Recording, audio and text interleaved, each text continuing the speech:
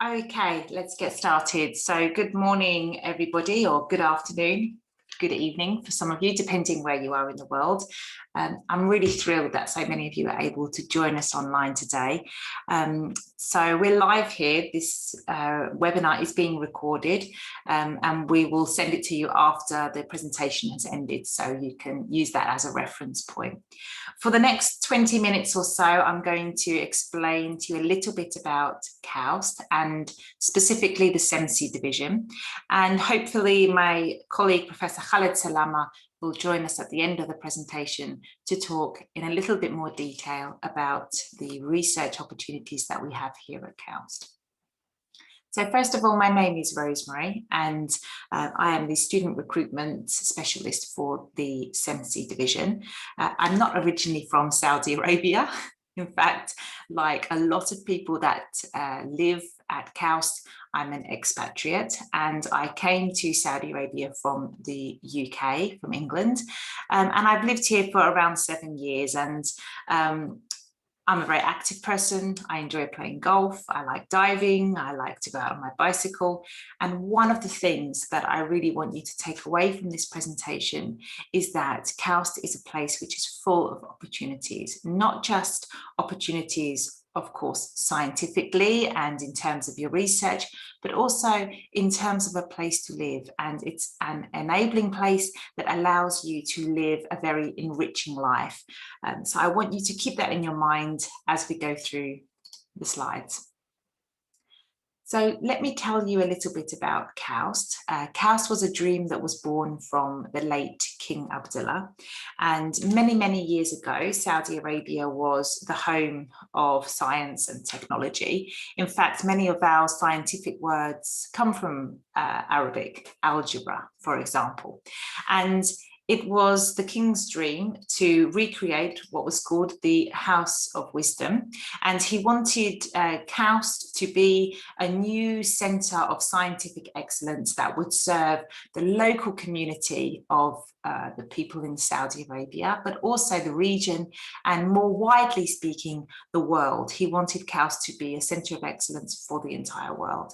And KAUST is a very special place, or Saudi Arabia is a special place. We live around 1.5 hours north of Jeddah, which is the main city.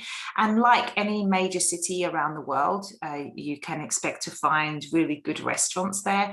And it has a historical part, which is very interesting to see, and some interesting points of interest and modern malls, lots of shops and places that you would recognize. And KAUST is very special because it really combines this historical cultural perspective of Saudi Arabia with some really wonderful and amazing research facilities. For example, we have a supercomputer located on the university campus, which our interns and our students, and of course the faculty and researchers can all have access to, which is just one example there. So now I'm going to show you a little video, which should give you a visual about KAUST.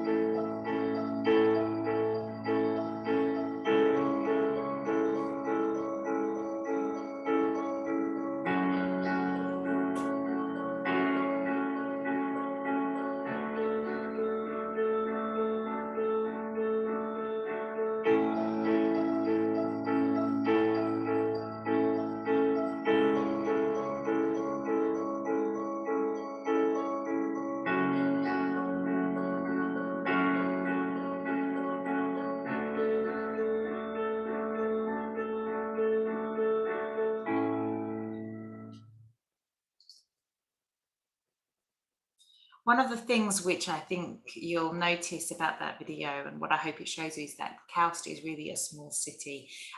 Of course, it's a university first and foremost, but it is also a small city, and you'll find all of the facilities there that you would expect to find in a small town. So we have, for example, supermarkets on the campus, we have our own golf course, we have recreation facilities.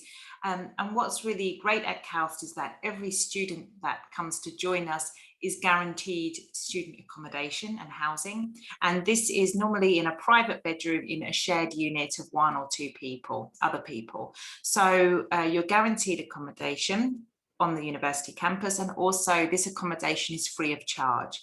So I'll explain a little bit about KAUST now.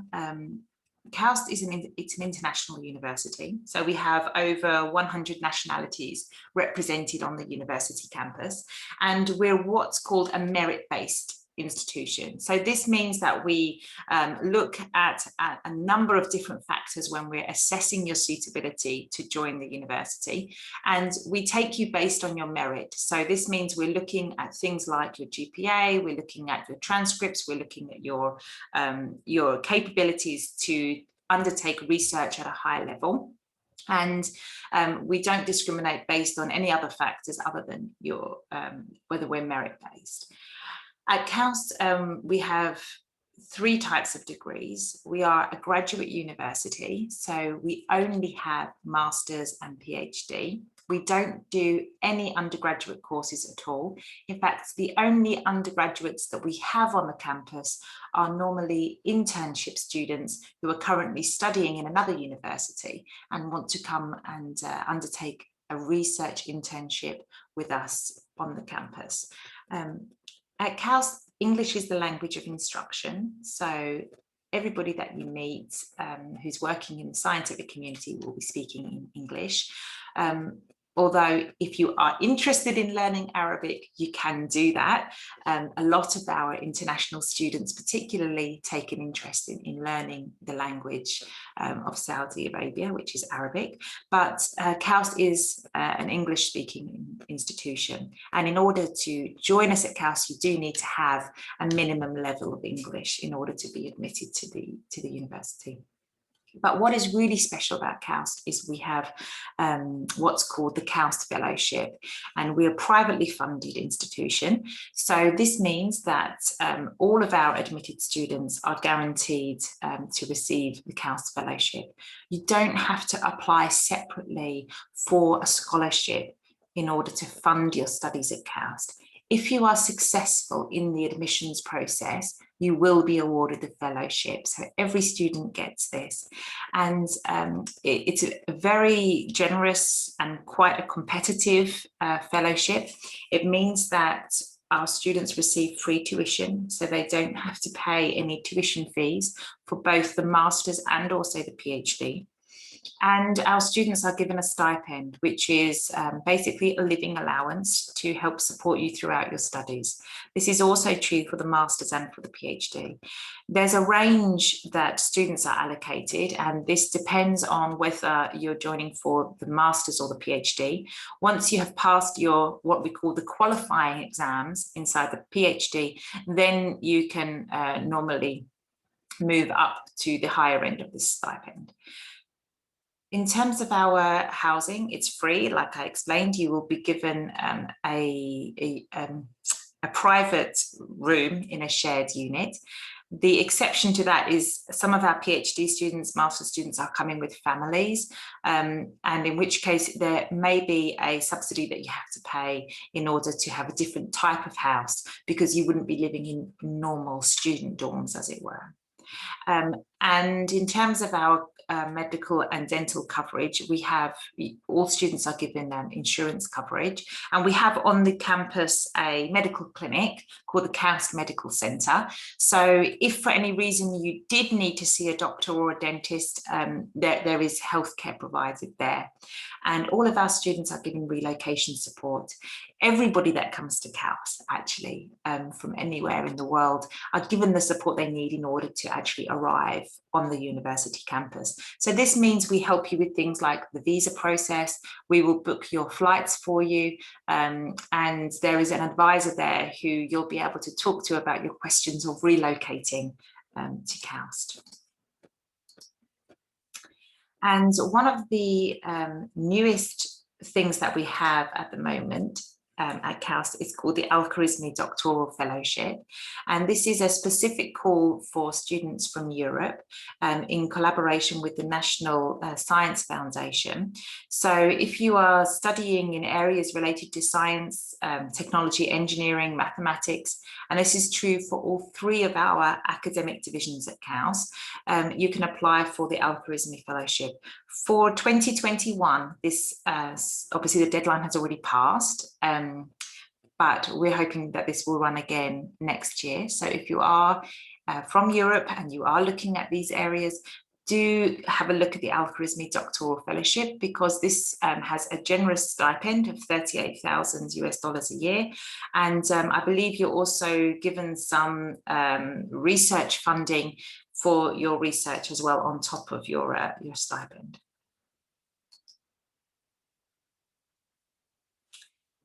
KAUST is a relatively small university, but it's highly specialised. And this is one of the things which our students absolutely love about being at KAUST. It's really a research community. You'll know your faculty. We have around 180 faculty members at KAUST, and around, well, nearly 500 postdocs, and a lot of research scientists and support staff as well. So when you're around the campus, you will bump into people that you know, and it's likely that you'll become very familiar, certainly with your faculty advisor, but also other faculty that are either in the program and perhaps also within the division. So we have a community of around 7,000, and it's a very, very safe and a very enriching place to live because, as I said, it's this community of scientists that are living and working in one location. And although we are small, we're doing very, very well. We're punching well above our weight in terms of the number of citations per faculty and in terms of our research output, the quality of our research output. So, for example, we're #1 in the world for the citations per faculty, and we have won this 5 years in a row, including 2020. And although we're small, we're working with many, many collaborators around the world. And the second thing that I really want you to take away from this presentation is that although KAUST is located in Saudi Arabia, we have a network which really spans the entire globe. So you will get to know or perhaps have opportunities to work with different industry partners or different research collaborators in many, many parts of the world. For example, we have lots of joint research papers and joint collaborations in America, in Europe, in Asia, and of course in the Middle East as well. And I've already been over a little bit about our students, because the majority of our students are PhD. Around 80% of the students that join KAUST are joining for high-level research and are committed to, 3 or 4 years of research that they're going to undertake. But what I think is really interesting about this slide is that around 35% of our student population are female. And this is really special because, as we know in science and technology, this is normally a male-dominated area. So KAUST are doing really well in the gender balance and attracting females to come and study high-level science and technology in the university. You don't need to be Muslim in order to study here. That is a question that we sometimes get asked. Contrary to what you might hear, especially when you're at KAUST, you don't have to wear the headscarf. I drive, I'm allowed to have my family and friends visit me. So it is an international university. We've graduated around 1,500 students now, and a lot of our PhD students will go on to work in some amazing industries, some really famous industries, places like Saudi Aramco, Google, Facebook. But for a lot of our MS graduates that don't stay at KAUST, so I should say that the majority of our master's students do actually want to stay and continue their PhD with us. But if they don't, they do go on to other top universities around the world, places like EPFL, Stanford, University of Oxford and Cambridge. So around 30% of our graduates stay in academia, not just as PhD students if they're completing their masters, but also as postdocs or junior professors in institutions as well. We are still a young university. We're just in our 11th year. So this is some really fantastic statistics for just a young and a relatively specialized university. But I would say that the majority of our alumni go on to work in industry after they've graduated. As I mentioned earlier, KAUST is a graduate-only university. So we have three types of degrees: the master's degree, the PhD, and then what's called the MS PhD, which I'll explain a little bit about in just a moment. So for the master's degree, in order to apply for this, you would need to have a bachelor degree. If you already have a master's degree, you should be looking to apply for the PhD. We don't really accept students onto the masters if they already have a master's degree. And the way that the academic year works at KAUST is we have two intakes. So ordinarily, most of our students will come in the fall semester, which really begins around August until December. And then the spring semester, which starts in January until May. Now, for master's applicants, you would be looking at the fall intake. And for PhD applicants, you have the choice of joining either in the fall or also in the spring. So for the master's degree, it would normally take you around 3 semesters and two sessions in order to complete the master's degree. And for the PhD, it normally takes around 3 years. And for the MS PhD, this is for students who are coming from a bachelor degree, but they know already that they want to get straight into their research. They can complete the MS PhD, and ordinarily, they're awarded the MS on the way to completing their PhD. It does make the program slightly longer, of around 4 to 5 years, but I would say that the majority of our international applicants that are coming directly from their bachelor degree will apply for the MS PhD.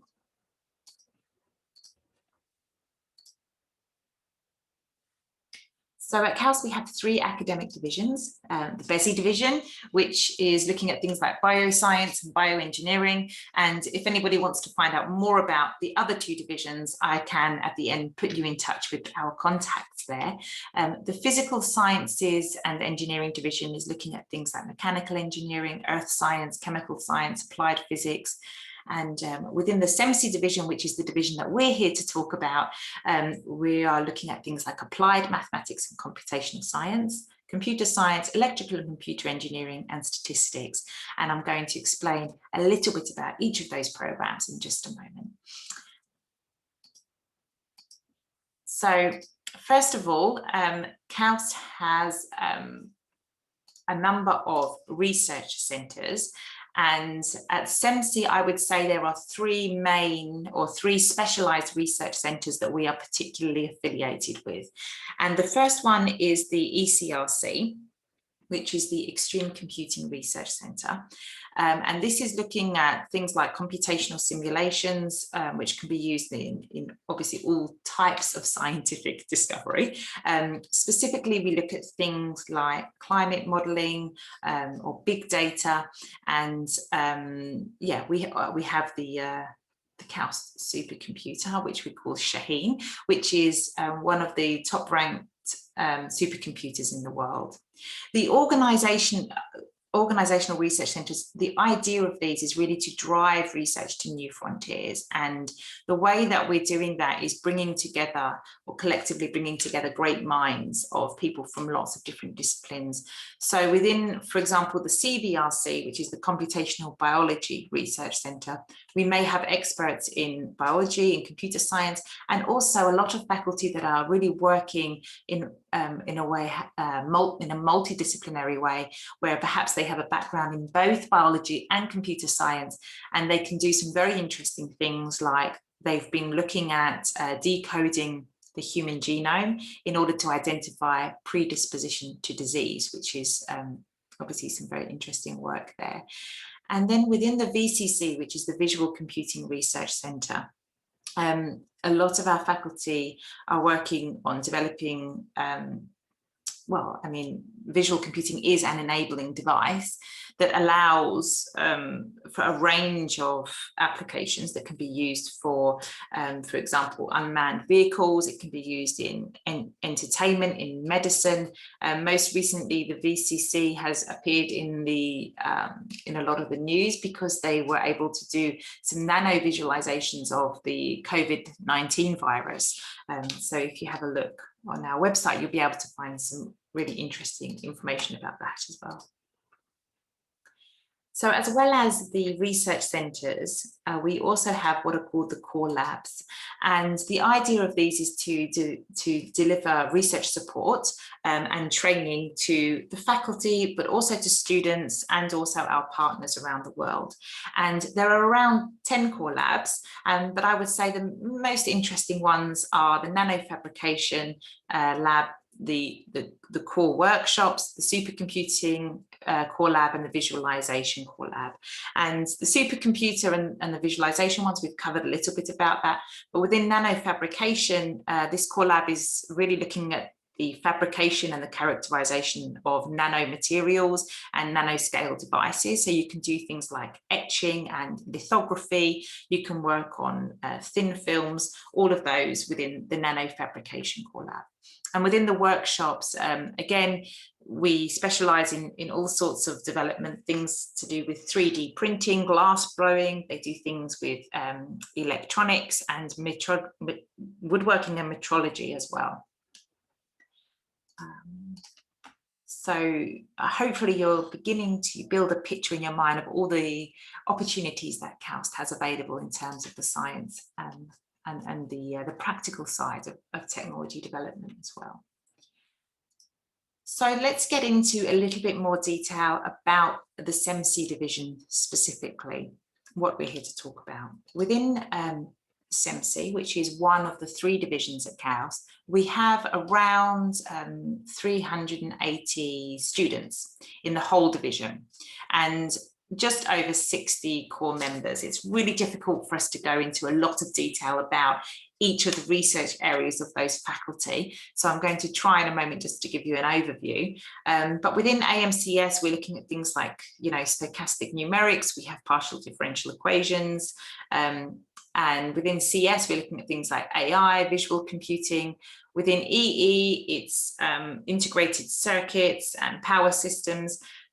Lots of different areas. And within statistics, we're looking at obviously big data, Bayesian statistics, and time series analysis. I haven't gone into every area because the next slides I'm going to show you specifically or more generally about what our faculty are actually working in. So within AMCS, we have faculty who are working in numerical analysis and scientific computing. So a lot of these faculty will be working on the supercomputer at KAUST.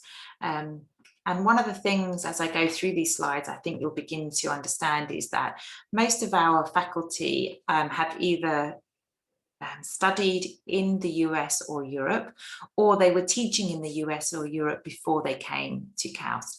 So when I come on to explain about the admissions requirements, I'll explain why this is an interesting point to make.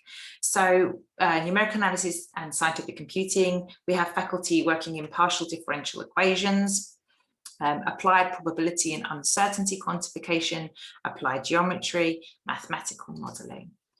And within CS, which is one of our larger departments at KAUST, we have a whole group of faculty who are dedicated to high performance computing. So Professor Mutaz Al-Mazahi, who is our previous dean of the university, I should say now Omar Neo is the current dean of the CEMSE division. We have computational bioscience, and our newest program or our newest research area, which is cybersecurity, which is obviously a hugely growing area in computer science at the moment. We also have faculty working on visual computing and image processing, quite a lot of faculty working in this particular area, in fact. And Wolfgang is the Centre Director for the Visual Computing Research Centre, the VCC. These are our faculty who are working in machine learning and AI, including Lawrence Sorin, who is the Provost at KAUST. And we have people who are working in computer networks, cloud computing, big data, computer systems and databases. And then within the statistics program, we have people in spatial temporal statistics, time series analysis, biostatistics, computational statistics, stochastic processes, and statistics of extremes as well, and also Bayesian statistics. So this is just an overview of all of these areas within with the faculties listed there. So just to give you a quick summary of the AMCS program, that's the Applied Mathematics and Computational Science program. And this is the overview of the CS areas. And this is the overview of the ECE areas. And what I'll do is I'll share this presentation with you so that you can have this summary and have these details here so you can look into the faculty in more detail and see what kind of research they're doing. So within ECE, I'm sorry I didn't explain the specific areas, but we have people working in electromagnetism and photonics, device and circuits, communications and networking, power systems, control systems, robotics, and computer vision as well. So I'm going to explain a little bit about the admissions requirements in just a moment. But the reason I've given you an overview of these research areas that our faculty are working in is just to give you a picture about the kind of research that you can do at KAUST. It's by no means an exhaustive list, and in fact a lot of our faculty at KAUST will be working in more than one area. So what I would always advise you to do is to go onto our website and look at the kind of topics and papers that our faculty have written or are working on, so that you can really get an idea of how our faculty are doing. So in terms of the admissions requirements at KAUST, in order to apply, you do need to have either a bachelor's degree and or a master's degree. And this has to be in a relevant field of study. And I really want to emphasize this because in some cases we have had people applying who have a background in business studies, and actually they're applying for a degree in computer science or a PhD in computer science. It's really important that you do have a background in what it is that you're looking to do your graduate studies in, because at KAUST it is high-level research. We are a research institution, and in order for you to cope with the level of the work that's going to be required of you, you need to have a really good foundation in those areas. So in some cases, there are programs that you can study in your bachelor or your master's, which are closely affiliated with our graduate degrees. So for example, if you have a background in physics or mechanical engineering, and you are looking at things like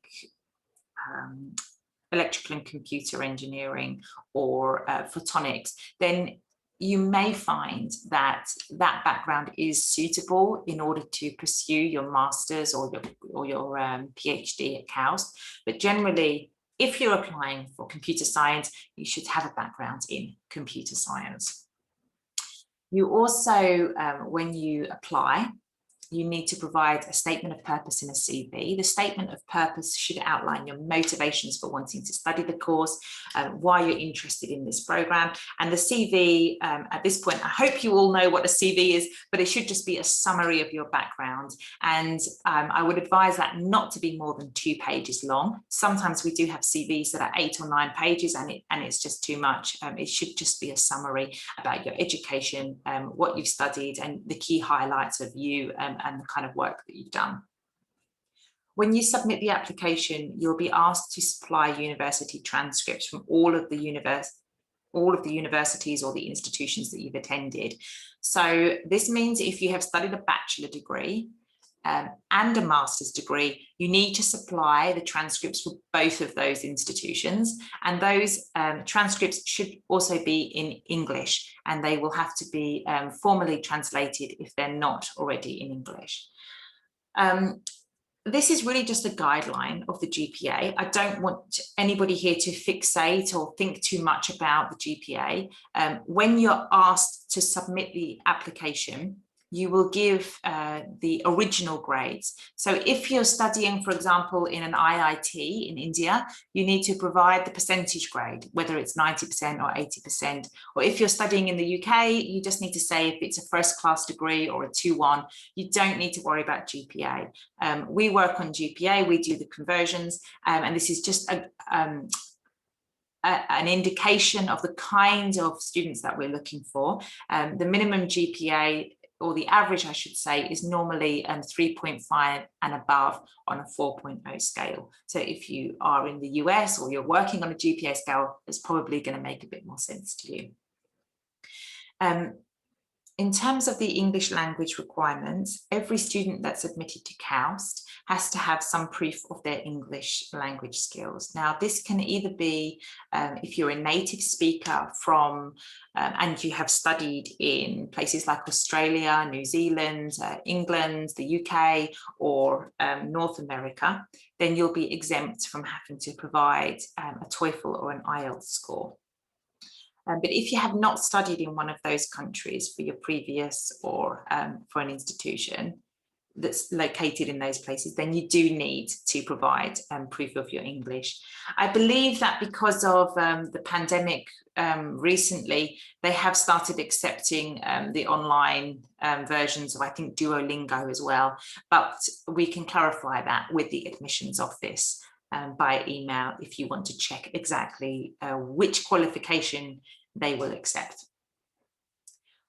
I want to talk a little bit about recommendations. It's something which I see going wrong a lot, or I saw going wrong a lot when I was working in admissions. In terms of your recommendations letters, you should really be very careful about who you choose or who you select to write that. Sometimes we see recommendation letters from people's siblings or a relative, and this isn't really appropriate. You should try and find somebody who can comment on your ability to undertake higher level research. So perhaps you have a thesis supervisor of somebody that you did your master's with or your bachelor degree, or perhaps there's a specific module that you studied where the faculty got to know you and wants to write you a recommendation there. Earlier, I talked about the background of the faculty, and I explained that a lot of them have studied in the US or Europe, or perhaps they were teaching there before they came.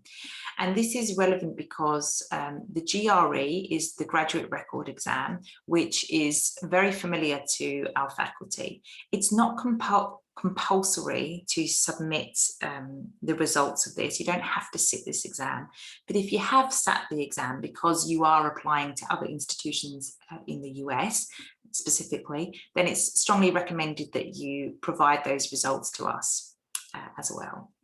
And if you have some research experience, you should include that. For example, if you've done an internship in one of the national labs, or perhaps you've done an internship at KAUST or somewhere else, and this is that kind of research experience, you should include that as well. Now, if you're applying for a PhD or the MS PhD, you do need to have a supervising professor at KAUST.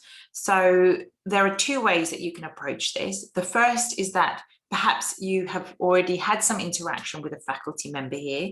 Maybe you've done an internship with us, or maybe you've met a faculty member at a particular conference, or you've read a lot of their work and you know exactly who you want to work with. And perhaps you have reached out to them and they've already given their approval that they want to accept you into their lab. In which case, you just write their name inside the application form. The other way that you can approach it is to research the faculty on our website, see which kind of areas they're working in, and then you can write down the names of up to 3 faculty members that you may wish to work with on your PhD. And when the application is complete, that application will be forwarded to the relevant faculty in order for them to assess whether or not they think you would be a good fit for their lab. And I want to also emphasize that KAUST is an interview-based, we have interview-based admissions. So as well as all of the paper review that we do, we're also going to give you 2 interviews. The first interview is the academic interview, which is normally conducted by our faculty at KAUST, and they want to check that you you really do have the understanding in order to compete for a position at KAUST. And the other interview that we have is what's called the personal interview, or the KAUST interview, and this is really about your suitability for living and working within the KAUST environment. So as I mentioned earlier, a lot of our students do come for internships. We have a lot of visiting opportunities that are available for our students. We have remote internships, which can be conducted remotely from wherever you're living. And we also have on-campus opportunities. Now, because of the pandemic, a lot of our on-campus opportunities were put on hold, but we hope that soon we're going to be able to reopen those and have people joining us on the campus again. And just an example of some of the internships that we have on campus are things like the photonics summer camp, which happens normally in the summer, and also the microelectronics camp, which is ordinarily taking place around December and January, but sometimes we are considering hosting it in the summer as well. And these are normally workshops that last around 4 weeks, but we also have kind of longer term internships, things like the research internships, which is the VSRP. And I'll explain a little bit about that in just a moment. And we also have sort of shorter visits where you can come just perhaps for, to view the campus. This is explained in a bit more detail later. Or if you want some more information on that, then I can explain about that. I should say that around 30 to 40% of our students that come to KAUST have visited or been engaged in KAUST before being admitted as students. If there are any Saudi students online, we also have a specific Saudi summer internship program, which is now in its 8th year, and it lasts from between 8 to 12 weeks. And this will give you an opportunity to learn about some of the topics of research in the CEMSE division, and also give you the chance to undertake some higher level research and get some experience that will help you hopefully decide whether you want to pursue a career in academia. And we accept about 40 interns onto that program every year. So one of the most prestigious internship programs that are on offer is the VSRP, and this program is an internship program for students from around the world. Here you can see the top countries of the students that we take onto the VSRP. In order to be eligible for this, you should be a current student, either in your 3rd year of your bachelor's degree, or your penultimate year, I should say, or you should be a master's student. And the internships are for between 3 to 6 months. The applications are accepted all year round, so you don't need to apply by a specific date. You can just go onto the VSRP website. You can see a list of the available projects, and you can apply directly to those. And if you're eligible, then you have some very generous benefits, including a monthly living allowance, access to our core labs and our facilities, also free housing and relocation support as well. So please go on to the CEMSE, the VSRP website. I'll give you a link to that at the end of the presentation, and you can see what kind of projects are available there. Again, we also have the virtual remote internship program, and this is slightly different. If you were interested in joining us as a remote intern, which means that you don't physically come to KAUST in order to do the internship, I would advise you to send an email to the CEMSE internships at KAUST, The email will appear in just a moment. I'll give you the address, don't worry. And you can contact us and we can explain the process for that.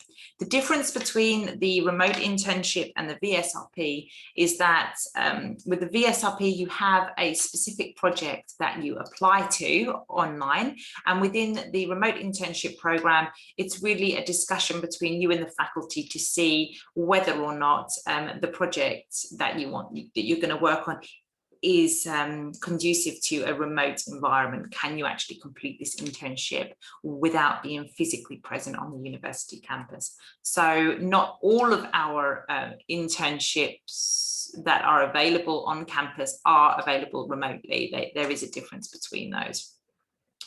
So here is the final bit of the information that I want you to take. You can take a picture of this if you want to. These are the most important email addresses that you'll find. I can be contacted on the CEMSE recruitment at KAUST email address. My colleague Michelle can be contacted on the CEMSE internships one, and we'll be happy to advise you and help you with any of the questions that you have. And these are the three main websites that I want to highlight. Obviously the CEMSE website. Here is where you're going to find all the information about the faculty, the research areas, what people are working in. The admissions website, which will highlight and tell you how to apply. I should say that it's free to submit an application. It doesn't cost you anything. So just make sure that you do your research, that you apply in plenty of time. And then the VSRP website, which will give you a lot of really useful information about some of the exciting research projects that you can join as an intern. So I'm going to open up the webinar to the KAUST Q&A now. And thank you all for listening. I have gone over by a few minutes, but I really wanted to cover everything today. So let's get started with the Q&A.